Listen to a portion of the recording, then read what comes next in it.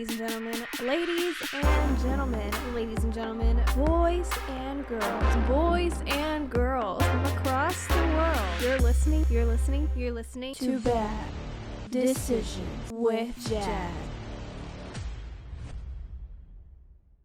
Hi, hello, welcome to episode 5 of season 3. Woo! Guys, I'm chilling. I am chilling today, hair in a bun.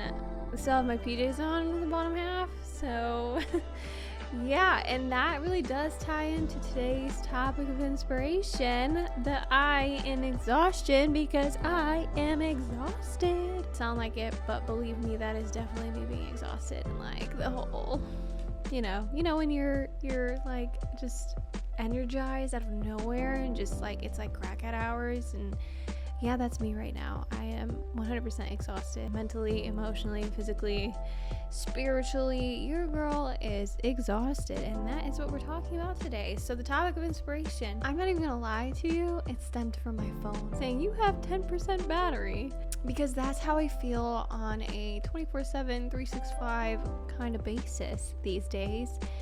Yeah, I'm running on like 1%, just consistently, especially with the last few days, more so the last few days, because we decided to take a road trip with a newborn baby. Now, let me explain something real quick. Newborns, probably the easiest stage, because all you gotta do is feed them, burp them, change their diaper, and that's it. They go to sleep. They sleep the rest of the time. You don't have to worry about anything. I mean, you gotta make sure that they're breathing. Yeah, okay. But other than that, it's probably the easiest stage, because you really don't have to do much to entertain them. They're just chilling. They're okay. If anything, mom had more to do on that road trip than baby needed, really. She just needed my boobs. That's it. She just needed diaper changes. That's it. We really had zero problems with her. I am exhausted from that road trip. I'm exhausted that we spent hours and hours on the road and didn't even catch a break until literally like 2 days ago. And ask me what I have done in those 2 days. Nothing. Zilch. Haven't even done my laundry. I haven't unpacked anything. And that's why my phone stays on 1% most of the time, because where's the charger? Still packed. I didn't unpack it. And go Jazz. Living life with bad decisions. There are two types of exhaustion, or tiredness more like, and this is why this is my favorite, because this is like the best way to possibly explain it when it comes to like just feeling mentally tired.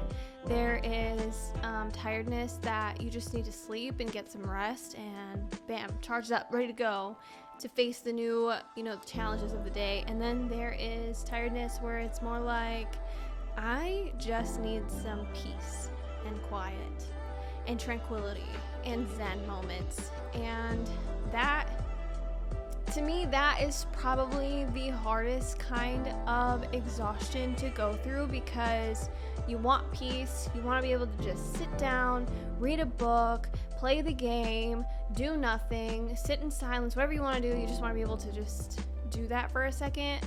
But you're probably getting sidetracked by 30 other things, like having to take the kids to school, or having to do that workout that you don't want to do, but you have to do it, because if you don't do it, then you know that you're going to ruin your routine, or turning in that homework assignment, or just things that you have to do, like going to work, like you have to do them, and you don't have a choice, because who's going to make sure that there's dinner on the table, or that the house is clean, or like, all those stressors in life that if you let them pile up, or if you don't do them, it gives you anxiety. And if you do them when your mental health is not at peace, then it's like, oh my god, I'm really dreading this, and like you're doing it the entire time, thinking like, wow, I really don't want to be doing this right now. I want to be doing anything other than this right now. Yeah, that's definitely the worst kind of exhaustion, 100%, because you want to be checking things off your to-do list. You want to make sure that you're definitely getting things that you need to done, but at the same time, all you want to do is crawl into a hole and cry. And let me tell you where I'm at right now. Yeah, I want to crawl into a hole and cry, and it's not because I'm unhappy or anything. I'm just genuinely exhausted, because I have so much going on, both mentally, physically, and spiritually, actually. And I just need a break. I just need somebody to be like, you need to slow down, you need to relax. But that's not my life. I can't just slow down, I can't just relax. I can't spend the day in bed no matter how much I want to. I wish I could. You know what? Those are just realities that I have to accept. I understand like the go, go, go, you gotta go, go, go. But I definitely take my moments of peace when I possibly can, okay? When I'm in the bathroom, when it is my time to go, I am in the bathroom for over 30 minutes. And you know why? Because those are the 30 minutes that I can get to just up my mental health, okay? I don't get much time anymore. I don't get a whole day if I want to. I don't even get 3 hours if I want to. I get a solid 30 minutes and then it's go on to the next thing. Like you guys don't understand. I might be in my bed all day, but believe me, I'm not sleeping because I'm definitely waking up every 2 hours. And if I'm not waking up every 2 hours, I'm waking up every 30 minutes because baby girl is needy. She's needy. Mental exhaustion is just one of those things that I think everybody can agree on. I think at one point in our lives we have all been mentally exhausted. And it doesn't have to be, one thing causing that exhaustion. It could be a multitude of things that are going on mentally that have made you exhausted. For me, it's one thing. It's just motherhood, the adjustments to motherhood that are making me exhausted. And I literally think that every single mom can agree with me that we run on like 2 to 4 hours of sleep and loads of caffeine, because how else are we gonna make it through life? I'm serious. There's just no way. The amount of stuff that you're doing, constantly washing bottles, constantly feeding a baby, constantly dealing and consoling a crying baby, baths, changing, diaper, there's just so much that we go through that I don't think the world really realizes. And then you have to deal with postpartum, and you have to deal with all that healing, and you have to deal with the mental healing while also being able to be mentally readily available for the human that you are literally nurturing. Don't get me wrong, motherhood is fantastic. I love this side of life. I was meant to be a mom, and I just am ecstatic about it. But wow, the challenges of motherhood are just everybody just thinks you become a mom and it's all smiles, it's all pretty. Oh my goodness, she's a mom now, she birthed the baby, she did what society wants you to do, blah blah blah, whatever bullshit like that. But they don't tell you about the amount of times that we literally just want to sit in a corner and cry. They don't tell you about all the insecurities that we go through, or the changes in smells that we go through, the body changes, you name it. There are just so many changes, while all having to deal with the changes of your new baby. Because look, babies go through 3 different growth spurts just within the first 2 months. That's it. My daughter has gone through 2 growth spurts in the last 2 months, and right now it's probably it's not as bad as the first one, because the first one she was literally, I was feeding her every 40 minutes for 20 minutes at a time. So I would feed her for 40 minutes. 40 minutes was up. She was, my goodness. Yeah, motherhood is a challenge, and mentally I'm just trying to figure it out. I'm still working through my personal problems, projection, and all the insecurities that I'm going through, and body changes, and just mental changes. I'm not gonna lie, something I'm really struggling with right now, that's really one of those things that's exhausting me. I'm always the person to make lists. I love making lists. Lists are awesome, but when I was packing, I noticed that making a list was super overwhelming. Red flags, because if something that you usually enjoy doing is more overwhelming and more like a burden, then that's a clear indication that you're most likely mentally exhausted.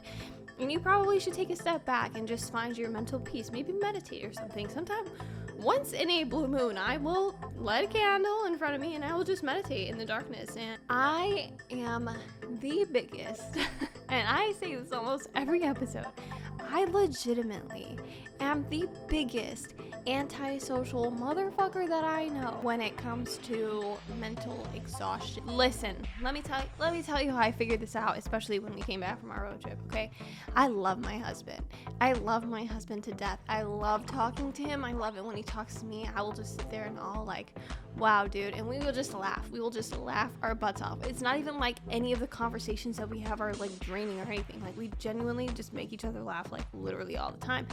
And I love him, okay? I enjoy spending time with him. I know, and it's not just me. We are both so exhausted mentally that we've just managed to just create a little habitat for ourselves in different sides of the house, just all by ourselves. So he's in the living room because he has the giant TV and he gets to just watch whatever he wants in there, and I'm just stuck in the bedroom. Okay, what do I need to go out for? I don't need to do anything. Like, I'm gonna be in my bed in my PJs and be completely content in that. And like, you could just tell like where he's sitting and where I'm sitting. And don't get me wrong, we'll come in, like, you know, eat food together and, you know, talk for a few minutes, or like just in passing or something, we'll give each other kisses. But that's how I know that we're both exhausted. Like, when it comes to the point where it's like, I don't want to spend a day on the couch with you, I want to do my own thing, that's how I know that we're exhausted.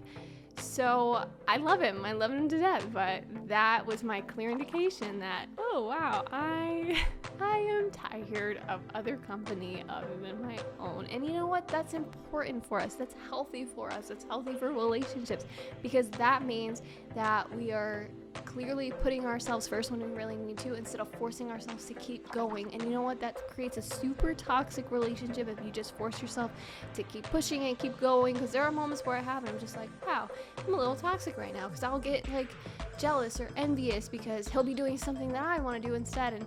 And it's just better to take a step back and just be like, you know what? Let the dishes pile up. Let the living room be a mess. It's fine. When we're both recharged and ready to get back into this, then we'll do so. The hardest part about being mentally exhausted right now is having a newborn kid who literally depends on you, because you know what?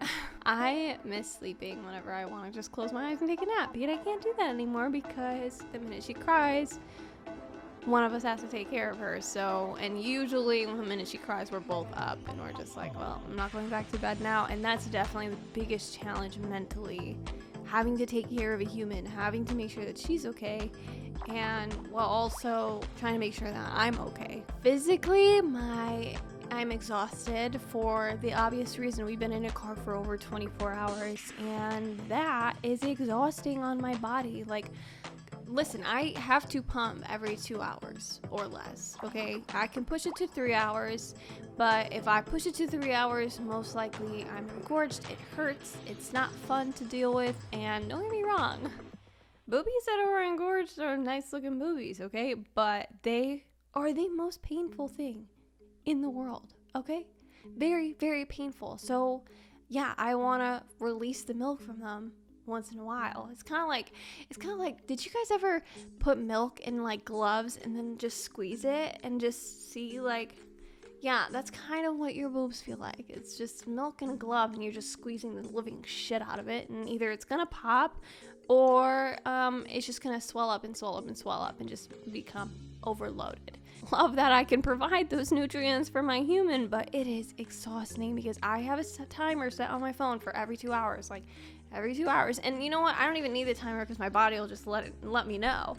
But that's exhausting. Like, now I have to plan my days according to shit. I have to pump before I leave, or that was the most exhausting thing about being on vacation. And I think I may have pushed myself a little bit too much, but I was so excited to finally get out of the house and feel somewhat normal. But so for 5, 6, 7 hours of those drives that we were doing, I was literally pumping every hour, if anything, because I was using one of those to-go pumps and it wasn't emptying me properly. So every single hour, you know how fast road trips go when you have to literally look at the clock every like 10 minutes and be like, has it been an hour yet? Oh, it's been an hour. Oh shit. Like, I'm telling you, those road trips went by much quicker when I had to pump versus not, which is the cool part. But the not cool part is this. Any idea what it's like to balance literally 2 glasses of liquid, trying not to spill the other one, hoping that you don't go on a bump, because if you go on a bump, then the milk goes everywhere? And let me tell you something. Milk is freaking liquid gold. It is liquid gold. I cry if I even drop a drop somewhere, okay? I don't like it. That's my drop. That is my hard-earned drop of milk, and I want it to go into her bottle and not anywhere on me or the floor. And that was the most difficult thing. On the way to Fort Myers and Orlando, on the way to when we had first left the house, I was making so much milk, but I had just gotten so dehydrated from the sun, from the alcohol, from just the lack of nutrients in general, that on the way back it was like not nearly as much. So I was even more scared about, making any drops or anything. And Did I spill a little? Yes, I did. And did I cry? A little bit. Yeah, I did. I'm like, oh God, get the headstone. It's a fucking funeral now, because I am mourning these few drops of my breast milk that did not make it into the bottle. Physically, I am balancing just so many more things. I am balancing having to stay hydrated, having to eat as many meals a day as I was when I was pregnant to make sure my calories are up, my nutrients are up. You know, I can't just do whatever I want anymore. Like, I'm basically kind of still pregnant, because whatever nutrients I'm putting in my body, my baby can still get. That's been another challenge. Just having to do my self-care essentials. Don't get me wrong, there are days I forget to brush my teeth because I'm like, oh shit, I forgot. Because who's going to remember when you're balancing 30,000 things? Then I got to take care of another human. Then I got to take care of my husband, because, look, that man needs love too. And I need love too. And we got to make sure we're making time for each other. And, oh my God, just physically, I'm just like, wow. You know, I finally, listen to this. I opened Sims the other day. Sims is usually like my getaway. That's where I can just let my creativity just run wild and just go wild. I opened it. It's opened on my computer right now. And asked me if I clicked play. Nope. I didn't because I literally just get caught up in so many other things. And this is what I'm talking about, that I don't want to like lose myself in motherhood. I don't want to lose myself, period, because there's just so much pressure right now.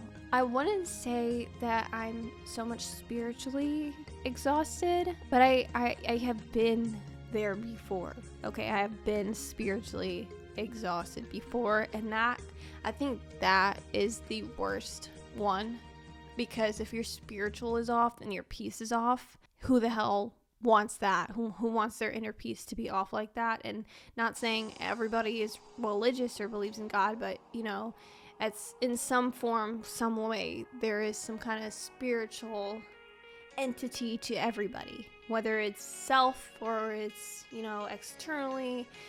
Religiously, it's there, and it's definitely something important. And I've definitely, you know, had those days where I will just be at rock bottom, and I would just look at the sky and just mentally scream in my thoughts, like just mentally screaming in my thoughts, hoping that this higher being can hear me and hear my frustration, and maybe hopefully some way, somehow ease that frustration that I'm feeling, and thinking if I scream a little louder in my head, then maybe he will feel that, and he will feel my pain, and he would kind of end my suffering. I could say that, or just make it a little bit easier to bear on my shoulders, something like that. And I think that one is the worst, because it's like, when my spiritual is off, me personally, when my spiritual is off, I feel like everything around me is just kind of off. Everything else is just kind of off balance, because for me, my spiritual is kind of like my center. It gives me my purpose. It gives me my core values, like who I am, my morals, what I truly believe in. That's what anchors me, because my right and wrongs are always going to be my right and wrongs, and you know, what I believe in is always going to be what I believe in. And for me, when that's altered, I feel like my mental is just shot, my physical, I'm just sore, I just ache, and emotionally I'm no longer an empath. I'm more, as you know, just kind of cold and just blocked off to the world. So spiritually, that's one of the hardest ones, and to get out of that, you kind of just have to have faith and hope that everything works out. I know that when we lost everything in the fire, that was definitely a big challenge for both of us, to try and just kind of like let go of it. And we both just decided, you know what, we're just gonna laugh about it, because you can cry about it, you can be upset about it all that you want, but at the end of the day, your stuff's still burning on fire. No matter what you did, no matter what you said, it's already gone. Honestly, that's the best advice that I probably could give to you. Just kind of laugh about it, and eventually things will work itself out. And if you need that peace, then get your peace. Whether it's going to be 10 minutes in the bathroom just scrolling, or if it's going to be 10 minutes on a yoga mat just meditating, or if it's going to be, you know, a whole weekend somewhere where you can feel safe and you can feel like you and just you alone, and you don't have all these outside pressures. Take a break from social media if you need to. Take a break from anything in life that's causing you a little extra stress. I know on TikTok right now, everyone is kind of like, I guess, obsessing over the fact that people had said that influencing is worse than a 9-to-5 job. And you know what? People are entitled to their views and their opinions. And if they feel burnt out to the point where they think that that job is more intense than a 9-to-5 job, then let them be. Then let them think that. They're entitled to their feelings. I don't know why everybody wants to discredit somebody. Just because you're an influencer, just because you're in the limelight doesn't make it any easier. Just because you have fans who always support you and lift you up doesn't make it any easier. There's still other pressures that they go through that you'll never understand, because nobody lives anybody's life except for them. You'll never be able to know my life, and I'll never be able to know yours, and that's simply how it is. I think it's important to note that you don't have to prove that you are exhausted or tired. If you are, then you are. And we don't need to prove that to anybody. We don't need to prove that, oh, I'm more exhausted because I did this. Lastly, I leave you with a quote: tough times never last, tough people do. And that was by Robert Schuller. Mental health matters. Mental health awareness matters. Without further ado, I am not a licensed therapist. I am not even going to school for psychology. All my opinions are my opinions and my opinions alone on this podcast.